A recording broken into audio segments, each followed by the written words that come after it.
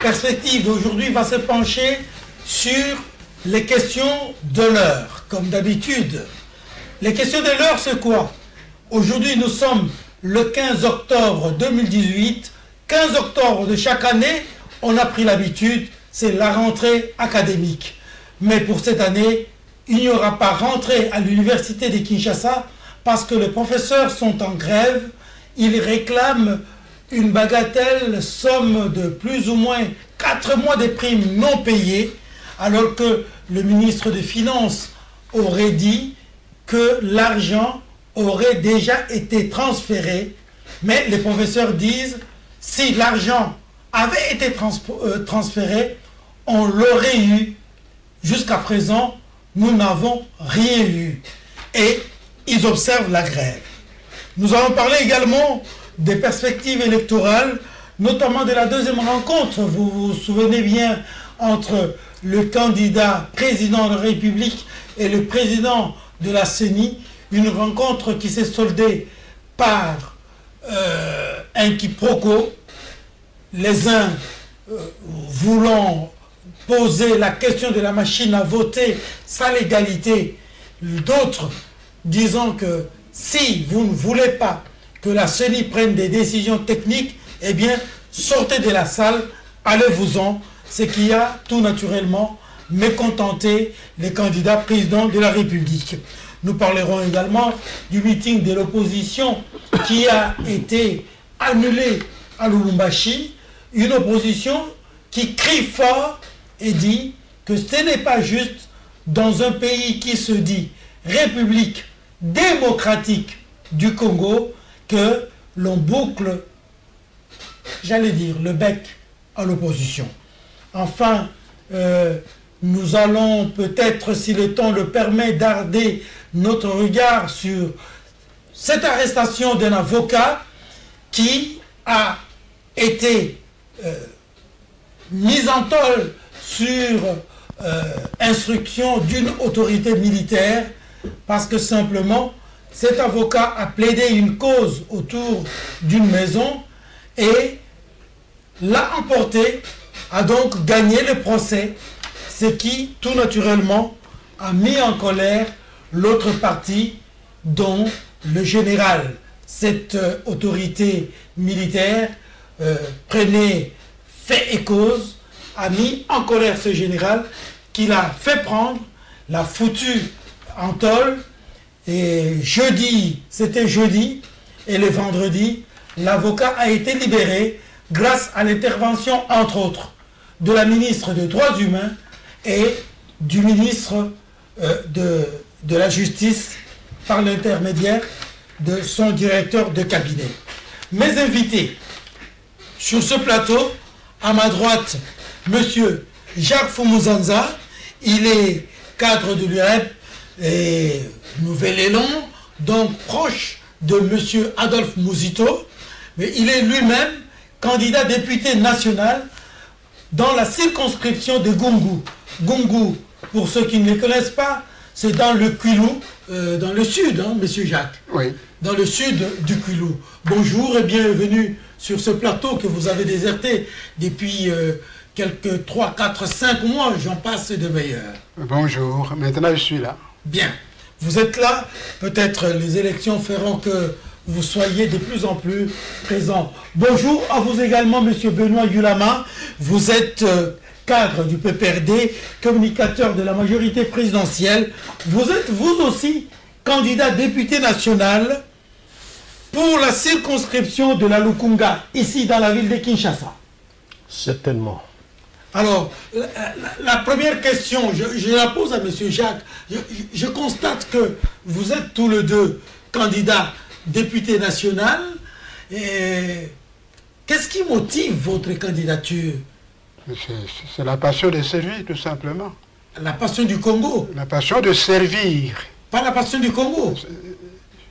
Ça, il ne faut pas que tu mettes dans ma bouche une phrase qui n'est pas la mienne. Non, mais je demande tout simplement si cette passion de servir... La passion de servir, tout simplement, mes compatriotes, en étant un député qui plaide pour leur cause. D'accord. Alors, monsieur Benoît, vous êtes candidat député pour quoi? Il y a plusieurs raisons. Et la première, c'est la demande de l'opinion publique. Un peu partout où je suis passé, les gens me demandaient que je dépose ma candidature. Et de nombreux Congolais, principalement ceux de Kinshasa, qui ont eu à poser des problèmes auprès de moi, qui ont trouvé des solutions, tenaient absolument que je le fasse au niveau du Parlement.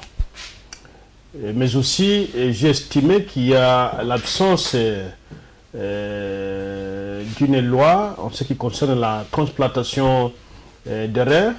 Nombreux de mes compatriotes et députés nationaux n'ont pas travaillé dans ce sens-là, alors que d'autres programmes sont déjà presque en application.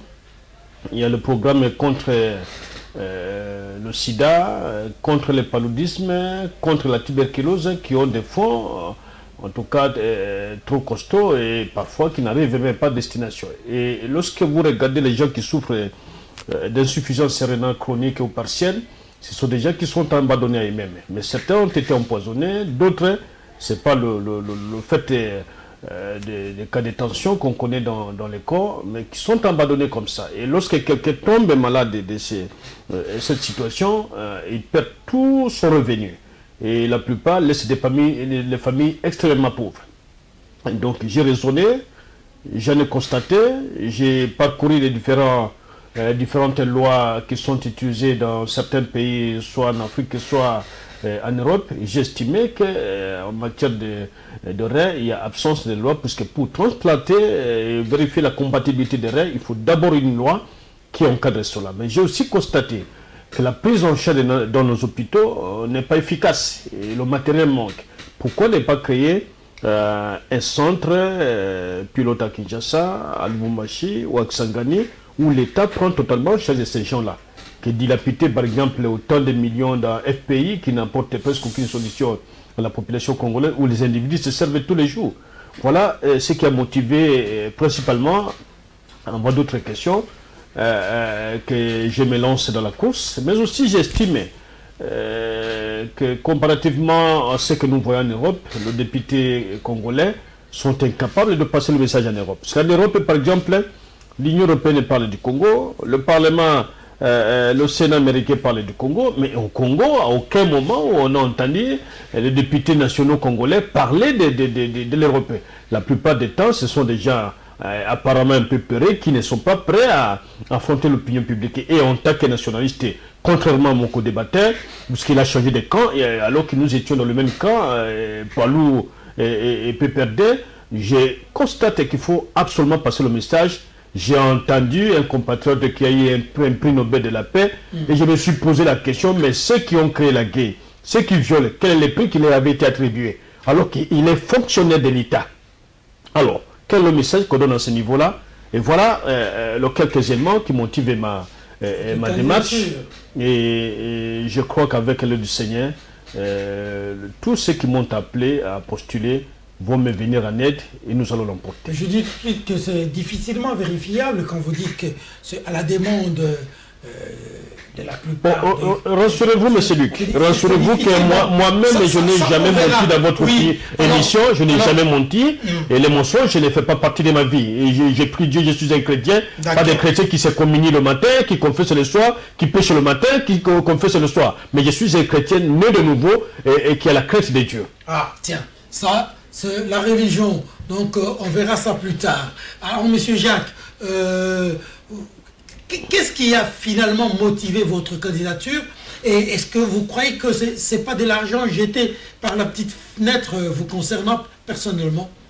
Pourquoi ça serait de l'argent jeté? Vous pensez que je n'ai pas d'idée? Vous pensez que je ne peux pas plaider pour mes compatriotes, qu'il s'agisse de ma circonscription ou du territoire national? Parce que vous vivez à Kinshasa, vous postulez pour Gungu, dans le sud du Bandundu. C'est pas évident que les gens de Gungu vous connaissent véritablement. S'ils vous ont connu les années antérieures, c'est pas le même. Ça, c'est vous qui le dites. Si tu veux que nous commencions déjà la propagande, tu verras, tu peux me suivre et là où je serai. Et de deux, chez moi, il y a un proverbe, je vais le traduire en français. Celui qui chasse le perdrix doit avoir le sien dans la vallée. Vous comprenez? Très bien. Donc, à vous deux, je souhaite, en tout cas du fond de mon cœur, bonne chance. Je pense qu'au lendemain du 23 décembre, nous allons nous retrouver ici pour sabrer, si vous voulez bien, le whisky de votre victoire. Alors, monsieur Jacques Fumuzanza, le 15 octobre, rentrée académique. À l'université de Kinshasa, les professeurs disent « Nous ne pouvons pas rentrer aussi longtemps que nous n'avons pas touché nos 4 mois d'arriéré. Bientôt, on va vers 5. Hein, vers 5 mois. Est-ce que vous ne trouvez pas que c'est déjà un mauvais départ? Vous savez que l'enseignement supérieur ou l'enseignement primaire et secondaire, les grèves sont récurrentes. Et ici, on nous apprend que les professeurs, et c'est une université publique, donc ils sont, je ne dirais pas, peut-être le terme fonctionnaire ne convient pas, mais ils sont des agents de l'État, ils sont payés par l'État, par un budget que nous connaissons. Qu'est-ce qui a été mis au budget? Est-ce que ce que le professeur réclame se retrouve dans le budget ou non? Mais ce que nous apprenons, il y a eu un arrangement avec le gouvernement qui avait promis, parce qu'on parle de manque à gagner par rapport au taux, et c'est malheureusement qu'on introduise encore ce terme-là. On aurait pu payer les professeurs en francs congolais sans référence à un quelconque autre taux. Mais malheureusement, la monnaie, le dollar américain, s'impose en cours chez nous. Elle s'utilise comme on utilise les francs congolais. Dans les alimentations partout, et c'est peut-être la référence, c'est le dollar. Le ministre de l'Essu, M. Si Mbikaï, a fixé les taux alors, en 92, alors que sur le marché, ce taux-là n'existe pas. Ce taux-là n'existe pas. Pourquoi la grève maintenant? Moi, quand j'étais en secondaire, surtout à l'école primaire, il y a eu aussi des grèves des enseignants de primaire, secondaire, et c'était généralement à la rentrée. Parce qu'à ce moment-là, c'était un moyen de faire pression. Mais pourquoi il y a grève? Moi, je me dis, la grève finira par se terminer quand ils vont négocier. Et donc, il faut vite négocier parce que c'est comme une guerre. Vous commencez la guerre, mais vous allez finir par négocier. Et s'il y a guerre, s'il y a grève, c'est qu'on a manqué de négocier. Attends. Et maintenant, ils attendent qu'il y ait des casses.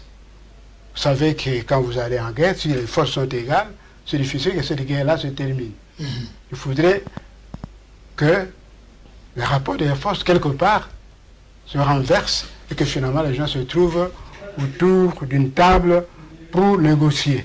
C'est dommage. On pourrait dire, mais qu'est-ce que ça a à voir avec les étudiants?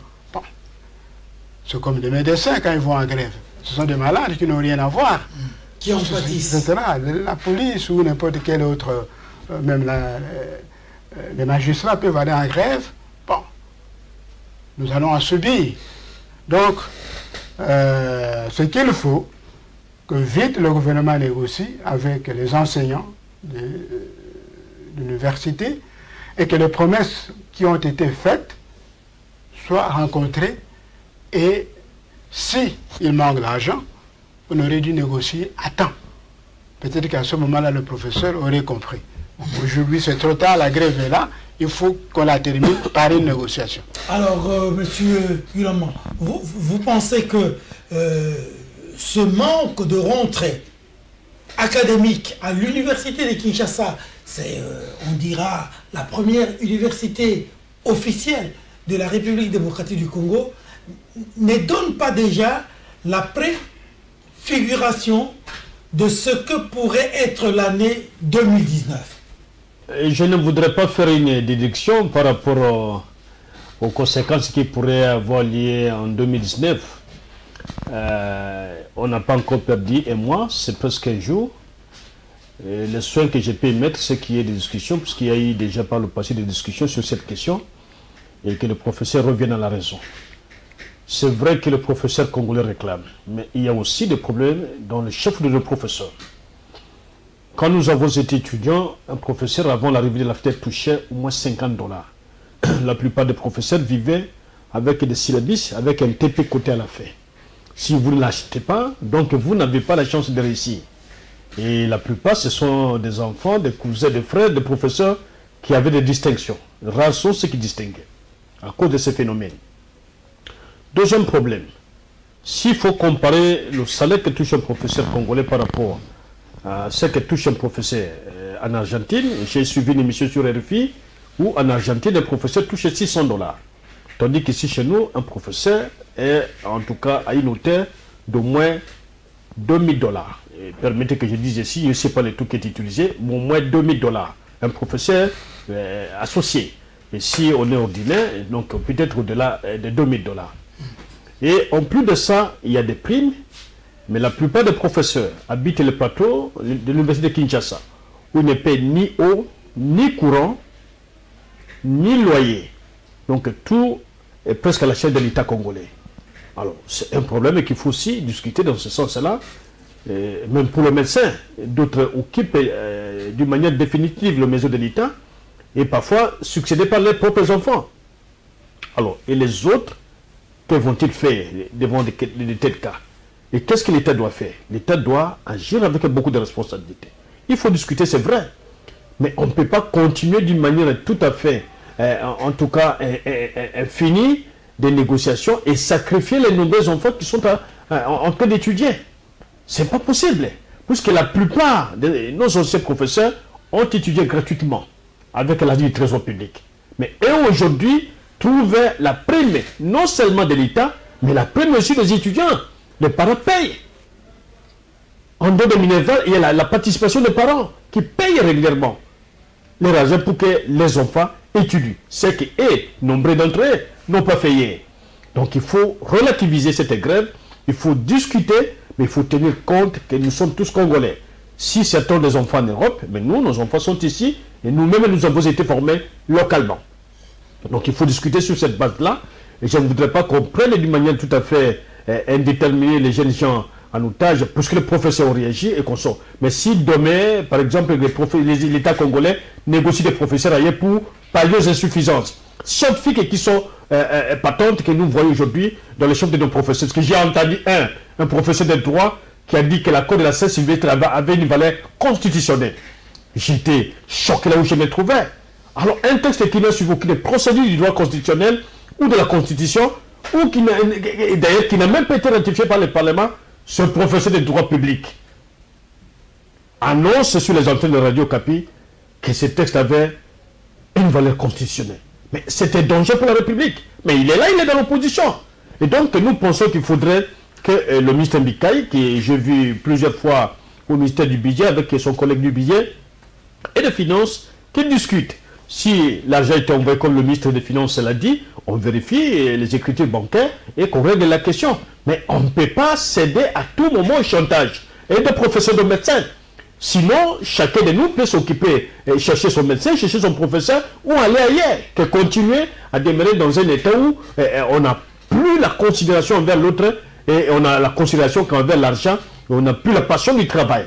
Et nous estimons qu'il faut aimer le pays et il faut partager l'expérience. Les professeurs ne sont pas là et on ne peut pas continuer à demeurer dans un pays de professeurs, des magistrats, de médecins. Cela doit cesser et nous devons prendre en considération nos valeurs et surtout former nos jeunes pour que demain, nous ne tombions pas dans les cas que nous vivons aujourd'hui où les professeurs vous disent la conférence est constitutionnelle égale à la conférence nationale.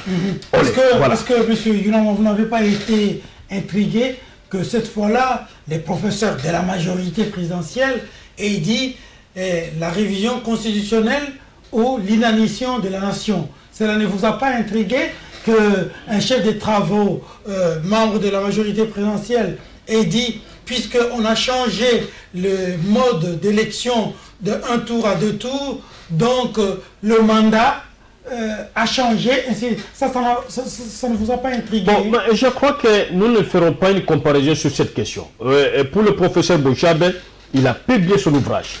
Il a donné un point de vue qui n'est ni imposé aux scientifiques, ni aux étudiants, ni à quiconque. Mais il a dit, voici ce que je vois comme homme des sciences. Voici ce que je trouve sur l'avenir. Mais tout ce que nous vivons aujourd'hui, ce sont les conséquences de ce qu'il avait dit. Que si nous étions prudents, on n'aurait pas connu de mort en 2016. Si nous étions prudents, tout ce que vous avez annoncé comme un marché, une opposition des ventes, une opposition qui est totalement tournée vers l'extérieur. Ce sont les conséquences et l'analyse des vérités Bochab. Et au chef des travaux, je ne sais pas s'il est déjà chef des travaux, mais il a donné son point de vue qui est scientifiquement, qui n'a même pas été contesté par M. Cohen, qui est le Messie africain et des États-Unis. Sur le plan des droits, il avait pleinement raison. Sur le plan purement politique, c'est là qu'il fallait négocier sur donc, certaines questions. Puisque la mathématique juridique vous dit qu'il y a le principe de l'unicité, même pour les noms. Lorsque vous changez Yolama à Yolama, au niveau de la justice, ce n'est plus la même chose. Et donc, sur le droit, et donc, nous respectons ce point de vue, mais je constate, parce que j'ai parlé de Johnny, c'est lui qui a annoncé ça sur la place publique. C'est vrai qu'il est militaire, mais je ne sais pas si on peut se permettre, en tant que professeur formateur, à aller annoncer une telle déclaration sur la place publique. Et voilà les conséquences. Si l'étudiant répondait à son examen pour dire que ce texte avait valeur constitutionnelle, combien va-t-il lui côté lui qui est professeur? Très bien, ça revient au professeur. Il y a le secret de délibération, même en matière des cotes, qui revient exclusivement au professeur. Monsieur Jacques, nous touchons aux perspectives électorales. La rencontre entre les candidats présidents et le président de la CENI, c'était le mercredi passé, où le président de la CENI s'est fâché carrément et a demandé à ceux des candidats qui n'étaient pas d'accord que la CENI ait pris une décision technique d'évacuer la salle. Comment avez-vous reçu toutes les informations qui ont filtré à l'issue de cette rencontre? Bon, d'abord, je n'ai pas eu toutes les informations, mais je regrette, puisque vous me l'annoncez, vous êtes de la presse. Les élections, c'est quoi? Les élections, c'est un service public. C'est un service public. L'agent ou le fonctionnaire qui est commis à ça, il doit servir. C'est ça, un service public. Il y a une rencontre entre les candidats président de la République et lui, Nanga, ou si vous voulez, la Commission électorale nationale indépendante. Pourquoi? Pour échanger, pour convaincre. C'est comme quelqu'un qui est à la cuisine, il doit servir les convives qui sont là, et celui qui impose le goût. Non? Chacun a son goût, ou chacun se méfie d'un plat. Vous n'allez pas dire non, ce plat est absolument bon, vous devez le prendre. C'est un service public qui demande que les gens aient confiance. Et il faut travailler pour ça. Il faut travailler pour que les gens aient confiance dans le système qui est en place. Ce système qui est mis en place, je dirais, n'est pas mis par Nanga. C'est par le pays. Et lui est là pour servir. Et les élections, il y a un élément important, c'est la confiance. Il faut travailler pour ça. Parce que si vous forcez, c'est vrai, vous allez aux élections, les conséquences peuvent être encore plus graves que d'avoir écouté ou de n'avoir pas écouté. Donc je crois que si Nanga a dit cela, je trouve qu'il est allé trop loin, que ce n'est pas bon. Il doit supporter parce que ce n'est pas son affaire personnelle. Et même quand il y a quelqu'un qui lui parle, je ne sais pas avec quel ton, il doit savoir que lui, il sert, ce n'est pas lui, la personne de Nanga qui est attaquée. Donc il doit garder son calme et le fait de dire celui qui n'est pas d'accord sorte. Mais il ne faut pas qu'ils soient toujours d'accord, ceux qui sont venus. Sinon, pourquoi vous les avez fait venir? Si ce n'est pas pour échanger. Et les gens se trouvent d'ailleurs dans son établissement. Et qui vous disent que voilà, la porte est ouverte, vous pouvez sortir. Je ne sais pas, à ce niveau-là, avec des compatriotes que vous voulez servir, vous pouvez vous comporter de cette manière-là. Alors, je reste toujours avec vous. J'ajoute, oui. ailleurs où il y a eu ces élections, avec machine à voter électronique, il y a eu des préparations. En Inde, ça avait commencé en 1982. Ils ont mis du temps pour pouvoir... Ils ont testé les machines. L'un des tests, c'est de faire de véritables élections dans une petite élection ou une circonscription. Par exemple, chez nous, on pouvait dire, on teste ça avec le gouverneur.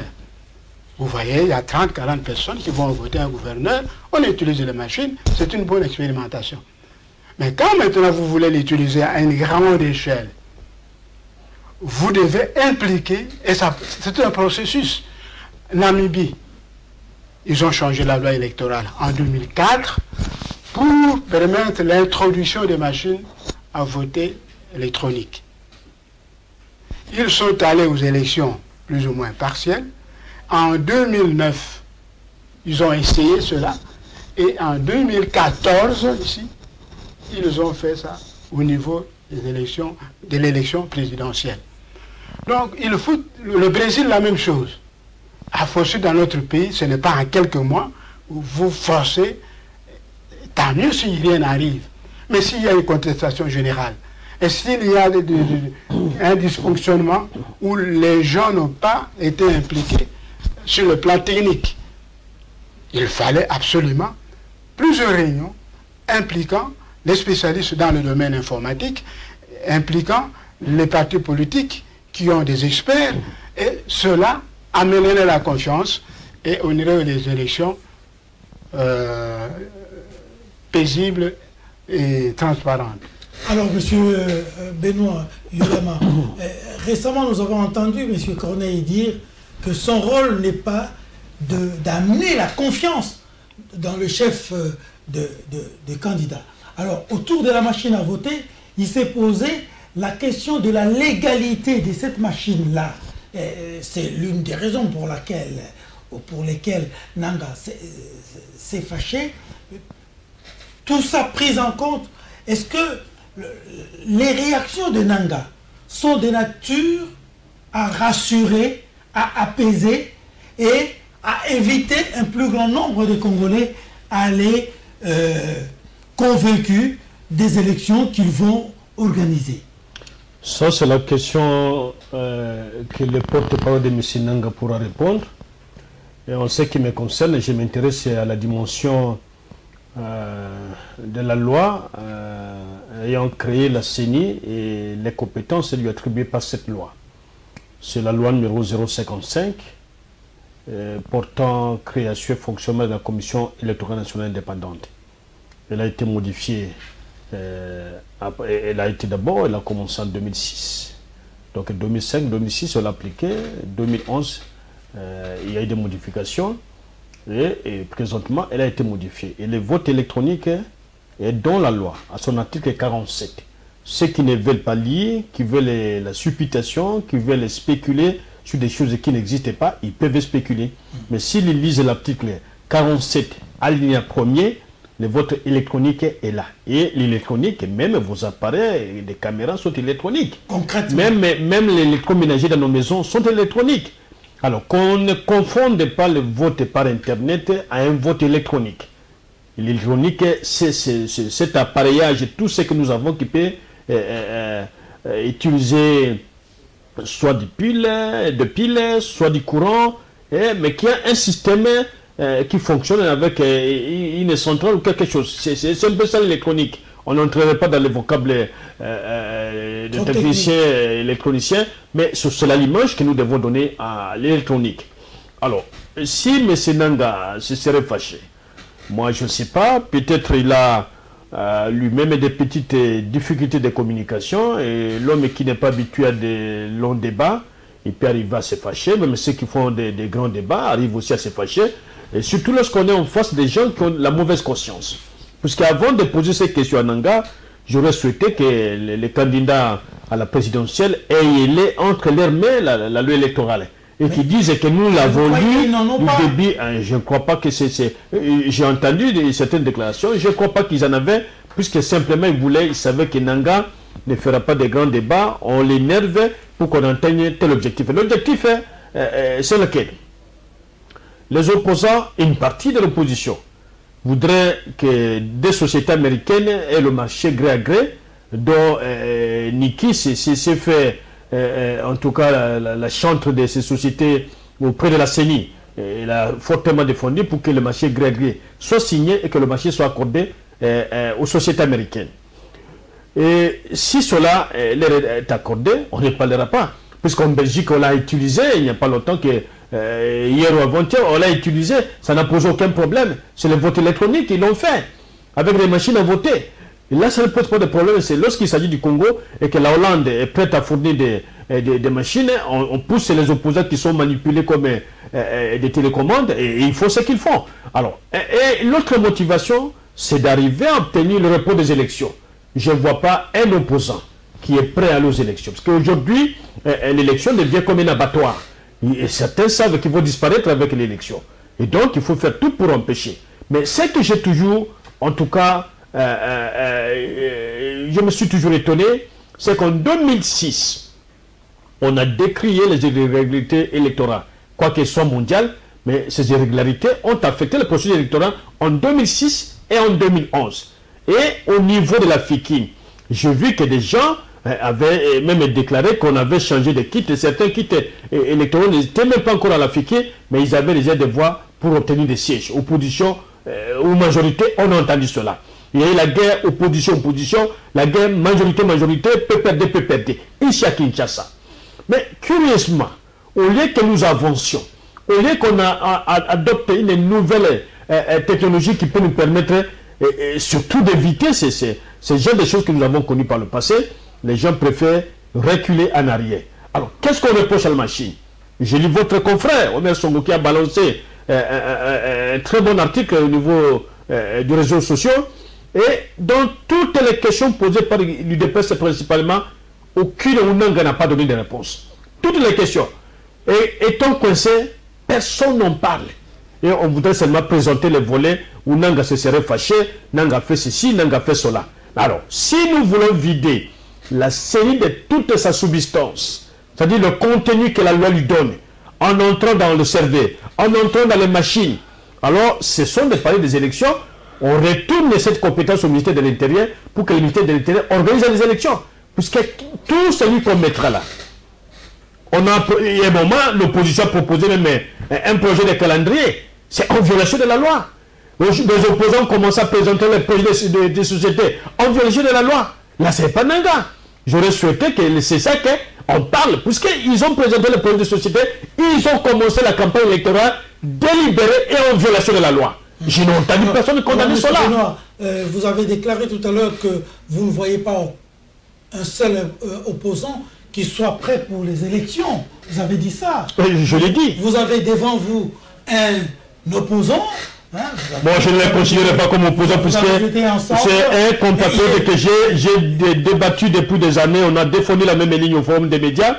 Il est là, il ne va pas le nier, mais simplement puisque son ancien patron, un homme que je considère d'un homme constant, un homme qui ne sait pas remercier quelqu'un, et un homme que je trouve ingrat dans son comportement, puisque nous connaissons, chacun connaît le parcours de l'autre, nous connaissons, et il le fait simplement par sa vocation. Il le fait par le fait d'avoir appartenu, était membre du cabinet, directeur du cabinet de M. Mozito. C'est un homme que je connais, je crois que s'il est arrivé là, c'est pas puisqu'il voudrait arriver. Mais je considère que Mozito n'est pas un homme de foi. Il est arrivé là où il est arrivé, mais comme il n'est pas sur le plateau, je préfère ne pas parler de lui. Si lui-même vient ici, je vais lui présenter. Voilà. Écoutez, c'est vous qui arbitrez l'émission ici. Il y a des choses que vous ne devez pas tolérer. Allez-y. Non. Il y a des choses qu'il ne faut pas tolérer. Vous avez posé une question bien précise sur le comportement des Nanga. Maintenant, on va dans tous les sens. Il parle de Mozito. Mozito n'est pas un citoyen de ce pays à qui il doit la vie, à qui il doit son intelligence, à qui il doit ses réflexions. Parlez de moi qui suis ici. Si vous pensez qu'il y a des défauts, et si vous pensez que bon, j'étais ton collègue et que je ne peux pas te quitter quand je vois qu'en prenant le chemin ensemble, en cours de route, vous faites autre chose et que je prends ma route et que vous puissiez injurier. Pas question. Il ne faut pas tolérer deux attaques personnelles. Je ne suis pas venu ici pour ça. Donc, parlons de ce que Nanga a fait, donnez votre opinion là-dessus, donnez les faits que vous avez, et encore, quand on dit, c'est dommage que vous n'ayez pas la loi électorale ici. Parce que quand vous préparez une telle émission, vous devez vous amener avec ces éléments-là. La loi électorale, effectivement, dit que le vote peut être manuel ou électronique. Oui. Dans un autre article, je crois que c'est 37 terres ou quoi, les élections ici ne sont pas concernées. Ça, vous le savez. Alors, il ne faudra pas venir dire ici. Donc, sur le plan légal, d'ailleurs, même les Britanniques qui étaient venus ici, qui ont fait, non pas l'audit, mais une étude de fonctionnalité de la machine, ils ont donné des recommandations. Il y a par exemple... 15 au total. Oui, 15 au total. Il y a par exemple cette interface Wi-Fi. À quoi ça sert? Il y a une piste qu'il faut enlever tout ça. Est-ce que c'est parti, ces recommandations? Est-ce que c'est suivi par la CENI? Imaginons même que la CENI dit oui, je l'ai fait. Qui va avoir confiance? Aujourd'hui, vous pouvez avoir la peste dans une région. Vous arrivez là, les gens refusent le vaccin. Vous allez les injurier, les jeter à la mer, ou vous allez négocier pour qu'ils reçoivent ce médicament qui va les guérir. Je crois qu'il ne faut pas qu'on se comporte comme ça, ne m'invitez plus à de tels débats où on va dans tous les sens et puis on oublie le sujet. Non, mais M. Jacques... Non, M. Yolanda a ses convictions que je respecte, a des faits qu'il peut donner ici que je vais respecter. Mais si c'est une confrontation, ça c'est autre chose. Alors, donc, ici, les faits, c'est que les gens ne veulent pas de la machine à voter. C'est un fait. Alors il ne faut pas jeter cette opinion-là à la mer en disant non, ils ne sont pas prêts pour aller aux élections. Nous avons connu des élections douloureuses en 2011 comme en 2006. Il faut éviter cela. Absolument. Et je crois que les élections devraient être une fête plutôt que des gens qui sont convaincus d'avance qu'ils vont gagner et des gens qu'on traite comme fuyant les élections. Alors, précisément concernant la machine à voter, vous avez dit la présence des ouvertures où l'on peut placer oui, ça va communiquer à l'extérieur. Qu'est-ce qu'on en fait? Oui. Peut-être que ça n'y a rien, mais les gens n'ont pas confiance, c'est tout. Bon, alors... D'ailleurs, ce n'est pas un problème d'avoir confiance ou pas. Sur le plan technique, on a conseillé que tout cela soit extirpé de la machine. Et ils ont dit c'est une machine, plutôt c'est un vote électronique, que la loi interdit. Alors, aujourd'hui, au cas où la CENI n'enlèverait pas ces options-là, bon, bref, au cas où la CENI ne respecterait pas les 15 recommandations et que l'opposition resterait cabrée sur ses positions, adviendrait-il d'après vous? Non, absolument. À ce moment-là, la CENI ne fait pas son travail. Parce que je t'ai dit que les élections sont un service public. Comprenez? Si prenez un service public, un hôpital, on n'ouvre pas. On n'aura pas ce service-là. Vous allez me poser la question, qu'adviendrait-il? Il y aura des conséquences. Dans ce domaine-là. Alors, maintenant, concernant les élections. Un autre service public, la fourniture de l'électricité ou de l'eau, si on ne le donne pas, les gens seront dans la misère. Quelles sont les conséquences? Alors, à ce moment-là, ceux qui disent, ils vont dire, oui, voilà, nous sommes bien les représentants de ce pays que nous servons notre peuple. Non. Alors, M. Luama, l'opposition a annoncé l'organisation de manifestations de grande envergure pour contester la machine à voter qui continue de poser problème. Est-ce que c'est la voie requise pour la sortie de la crise? Bon, j'aimerais d'abord revenir sur la disposition qui a été évoquée par M. Fumunzanza. Je crois que la disposition avait existé dans la loi de 2006 Et cette disposition a été élaguée de la loi électorale, c'était l'article 237, donc qui n'existait plus. Et c'est comme par moment, vous avez entendu, on vous a fait entendre qu'il y a certains responsables qui ne pouvaient pas se représenter puisque la loi interdisait. On utilise l'ancienne loi, alors que la loi qui est promulguée, qui est en vigueur, c'est une autre loi. On vient même avec des copies des discussions du Parlement. C'est simplement à ce niveau-là que je constate qu'il y a la mauvaise foi. Et deuxième chose, c'est que je ne sais pas pourquoi nous allons nous acharner à la Commission électorale nationale indépendante. Pourquoi? Simplement puisqu'on voudrait résoudre les problèmes et qu'on n'est pas à mesure de résoudre. Par d'autres voies démocratiques, et on veut les résoudre par la voie de la violence. C'est cela la vérité. C'est quel problème? Alors, on voudrait accéder au pouvoir par des voies non autorisées. C'est ce que l'opposition recherche actuellement. Les voyages à Kigali, à Kampala, partout, alors que les électeurs sont congolais. Et à un moment, on vous dit non, non, nous demandons à l'Angola et aux autres pays de la SADC d'intervenir pour faire la guerre aux forces négatives. L'affaire n'est pas de forces négatives. L'affaire, c'est qu'on voudrait les armes qu'on a empruntées pour faire la guerre au Congo, qui ne sont plus en mesure de payer. Nous voudrions qu'ils fassent la guerre, dire que nous combattons les forces négatives pour que l'État congolais prenne en charge la facture de ces armes-là. Mais on connaît qui a fourni ces armes. Alors, la machine à voter, je ne sais pas si Nanga doit faire autant d'exercices, puisque la loi parle de la Commission électorale nationale indépendante. Donc, en poussant la CENI à commettre des bêtises, nous vidons la CENI de sa substance, c'est-à-dire de son contenu. Le caractère d'indépendance va disparaître.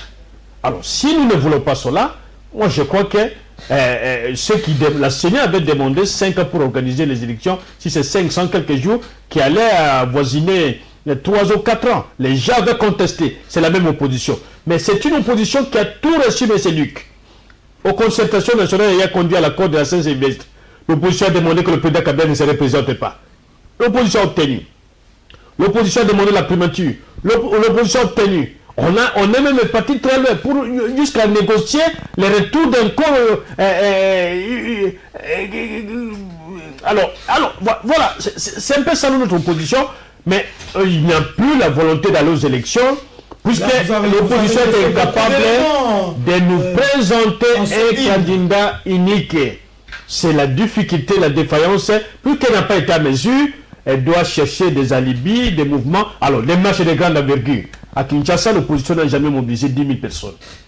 Et la dernière sortie ici à côté du stade de Marty, on démontre complément. Donc, nous pensons que c'est une opposition à la fois qui se recherche sur le plan politique pour avoir la santé, mais elle est aux abois. On a compris, Monsieur Jacques, l'interdiction, par exemple, de la manifestation de l'opposition à Lubumbashi, est-ce que cela crée des conditions à la tenue des élections apaisées? Monsieur Jacques. Je voulais te regarder. Oui. Avoir une marche et un meeting empêche l'organisation des élections. C'est pendant quelle période qu'on fait justement des marches et des meetings? Ce n'est pas pendant la période électorale. Pourvu qu'on respecte la loi, c'est tout. Il faut les gens s'exprimer et ne pas laisser un seul camp qui utilise le moyen de l'État pour s'exprimer. Vous le savez. Donc, la marche, je pense, c'était un droit, comme nous avons parlé de la grève ici. Vous pouvez jeter l'anathème sur le professeur ou pas. Si ce n'est pas un droit, qu'est-ce qu'on doit faire? S'ils enfreignent à la loi, alors qu'on prenne toute l'université, les mettre devant là-bas, pourquoi vous n'allez pas à l'école? Je pense que c'est un droit qu'il faut absolument accepter. Et s'il y a lieu de négocier, on négocie. Et s'il y a lieu de dire, aujourd'hui, il y a un problème d'organisation, ou tel lieu, il y a tel problème, plutôt choisissez un autre lieu. Là, oui. Mais l'interdiction, tout simplement parce que vous avez les moyens de l'État, la police, que vous pouvez l'utiliser contre le citoyen, ok. Il faut utiliser ça à Beni, à Butembo. Monsieur Yolama, on constate que le candidat que la majorité présidentielle a présenté, disons que le chef de l'État a présenté comme son dauphin, est en train de battre campagne avant la campagne. Dans tous les médias de l'État est proche du pouvoir. Et quand c'est l'opposition qui le fait, on crie haro. Non, mais c'est le contraire qui est vérifiable, M. Luc. M. Emmanuel Echadari n'a pas encore commencé la campagne. Il n'a pas présenté son projet de société.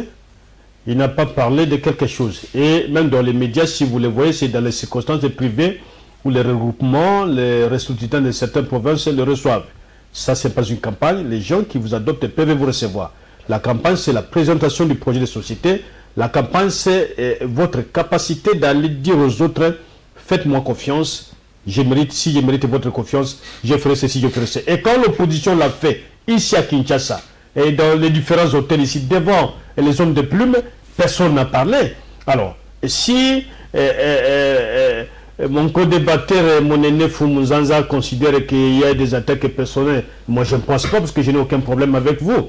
Et j'ai loué votre capacité nationaliste, je l'ai dit, je ne l'ai pas caché, je n'ai pas entendu que quelqu'un vienne les témoigner à ma place, mais j'ai dit que si vous êtes parti de l'autre côté, c'est plus que simplement vous avez suivi les chefs. Alors, si à notre époque où nous étions, si vous avez aussi utilisé la télévision de l'État pour le même travail, c'est une injure. Je comprendrai. Pas du tout. C'est une injure. Pas du tout, je ne peux pas le faire. Vous voulez dire que je n'ai pas de conviction? Je ne peux pas le faire. Tout simplement comme ça. Je ne peux pas le faire, parce que je vous respecte beaucoup. Je ne peux pas le faire. Et je ne peux, c'est pas ma formation. Vous l'avez dit. Non. Alors, j'ai annoncé cette affaire de l'arrestation d'un avocat par une autorité militaire. Nous allons essayer de fouiller pour mettre la main finalement sur cet avocat-là. Aux dernières nouvelles, on nous dit qu'il va prendre son avion pour le pays de Donald Trump. Nous annonçons qu'à son retour, nous allons essayer de l'écouter parce qu'il a été arrêté jeudi et sous l'impulsion de cette autorité militaire et livré à la presse. Une presse qui est allée sans gants, le traitant d'escroc, de voleur, ainsi de suite.